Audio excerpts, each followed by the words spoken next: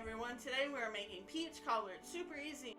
First, melt a stick of butter into your oven that's preheating at 350 degrees. Next, pour in 1 cup of self-rising flour, 3/4 cup of sugar, and 1/4 cup of brown sugar. Stir until it's combined. Then you want to add 1 teaspoon of vanilla extract and gradually add in 1 cup of milk until it's incorporated. Take the butter out of the oven